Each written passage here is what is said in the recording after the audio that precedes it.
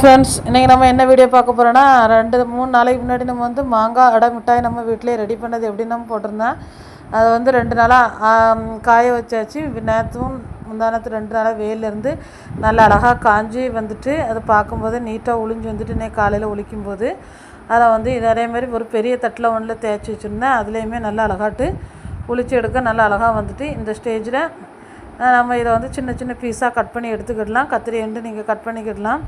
Cut பண்ணிவிட்டு அதுக்கப்புறமா கொஞ்சமாக சீனியை மிக்ஸில் அடித்து பவுடர் ஆக்கிட்டு அந்த பவுடரை இதுக்கு மேலே தூற்றி நம்ம நல்லா மிக்ஸ் பண்ணி விரை வச்சிட்டோம்னா மிட்டாய் வந்து ஒன்றோடு ஒன்று ஒட்டாமல் இருக்கும். நம்ம தேவைப்படும் போது சின்ன சின்ன பீஸாக தூக்கி நம்ம வாயில் போட்டுக்கலாம். புளிப்பு மிட்டாய் மாதிரி டேஸ்ட்டு சூப்பராக இருக்கும்.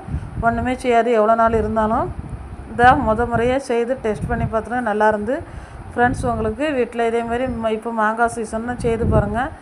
இப்போ வீடியோ பிடிச்சிருந்தால் லைக் பண்ணுங்கள், ஷேர் பண்ணுங்கள், கமெண்ட் பண்ணுங்கள், நம்ம சேனலை சப்ஸ்கிரைப் பண்ணுங்கள்.